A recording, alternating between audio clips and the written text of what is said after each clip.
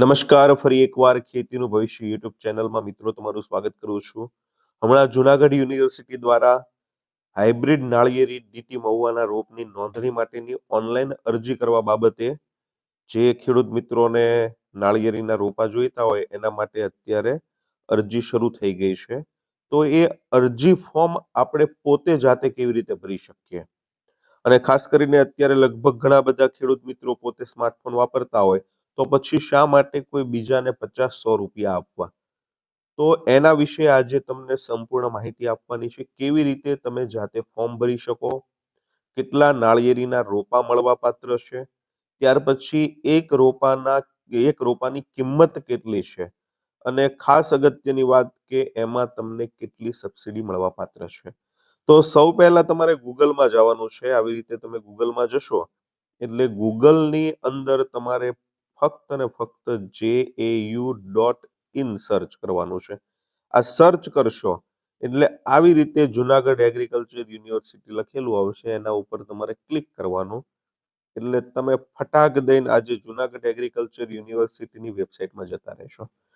હવે ફોર્મ ભરવા માટે તમારે અહીંયા જે વાદળી અક્ષરે લખેલું છે, હાઇબ્રિડ નાળિયેરી ડીટી મહુવાના રોપ નોંધણી માટેની ઓનલાઈન અરજી કરવા બાબત, એના ઉપર તમારે ક્લિક કરવાની છે.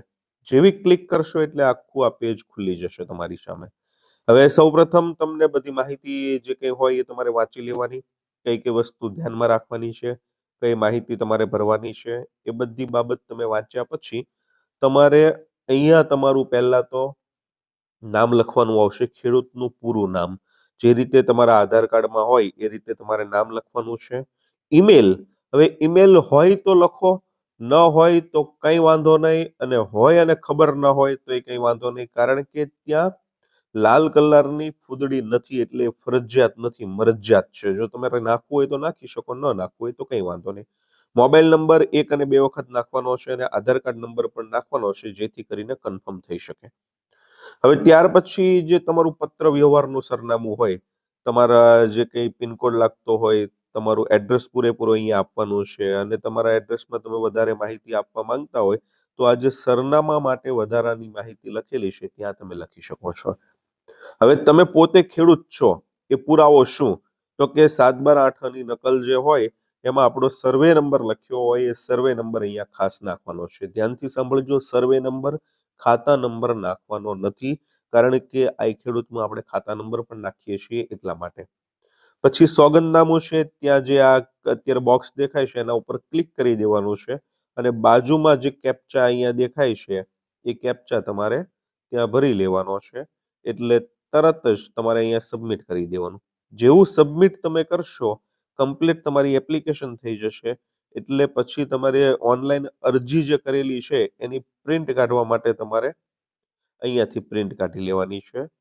એક વખત પ્રિન્ટ કાઢી લીધી, સાચવી રાખવાની. જો ખોવાઈ જાય તો ફરીથી પ્રિન્ટ કાઢવા માટે પણ અહીંયા જ તમારે આવવાનું છે, અને ઓનલાઈન અરજીમાં કંઈ પણ તમારે સુધારા વધારા કરવા હોય તો અહીંયા ક્લિક કરવાનું છે. હવે એમાં તમે તમારો આધાર કાર્ડ અને મોબાઈલ નંબર નાખશો એટલે પછી એ ખુલશે, અને પછી તમે એને જે કંઈ તમારી માહિતી હોય એને સુધારવી હોય તો સુધારી શકો. હવે મુખ્ય ખાસ વાત એ કે નાળિયેરીના રોપા કેટલા મળશે ખેડૂત માથા દીઠ? તો કે ખેડૂત માથા દીઠ 4 રોપા મળવાપાત્ર છે, અને એમાં પણ ફેરફાર થઈ શકે. હવે ખાસ વાત એ કે એક રોપાના કેટલા પૈસા? તો કે એક રોપાનો ભાવ 500 રૂપિયા છે, અને 4 રોપા એટલે તમારે 2000 રૂપિયા આસપાસ થાય, અથવા તો યુનિવર્સિટી પછી જે કંઈ નિર્ણય લે એ પ્રમાણે તમારે જે કંઈ વધઘટ રોપા મળતા હોય એ પ્રમાણે તમારે પૈસા ચૂકવવાના થતા હોય છે. અને ત્યાર પછી સબસિડી મળવા પાત્ર છે કે નહીં? તો કે સબસિડી મળવા પાત્ર નથી. આ જે અરજી અત્યારે કરો છો એમાં કોઈ પણ પ્રકારની સબસિડી નથી. જો તમારે સબસિડી મેળવવી હોય તો બાગાયત ખાતામાં જ્યારે પણ સહાયની યોજના ચાલુ થાય ત્યારે તમે ફોર્મ ભરશો તો એમાં તમને સબસિડી મળવા પાત્ર છે. પણ અત્યારે આ જે ઓનલાઈન અરજી છે એમાં કોઈ પણ પ્રકારની સબસિડી મળતી નથી. એ વાત દરેક ખેડૂતે ખાસ જાણી પછી જ પોતાનું ફોર્મ ઓનલાઈન જે છે એ કરવાનું છે. અન્યથા તમને એવું થશે કે આમાં પણ આપણને સહાય મળશે, 500 રૂપિયાના 50%, 250 રૂપિયામાં રોપો મળે તો કેમ ન લેવો? પણ આ વખતે આ જે હાઇબ્રિડ નાળિયેરી છે જુનાગઢ કૃષિ યુનિવર્સિટી ખાતેની આ જે યોજના એમાં કોઈ પણ પ્રકારની તમને સબસિડી મળવા પાત્ર નથી. તો મિત્રો આ તો આજનો આ વિડીયો જો તમને પસંદ આવ્યો હોય તો લાઈક કરજો, શેર કરજો અને ચેનલને સબસ્ક્રાઇબ કરવાનું ભૂલતા નહીં. તો ચાલો ફરી મળીશું. જય જવાન, જય કિસાન.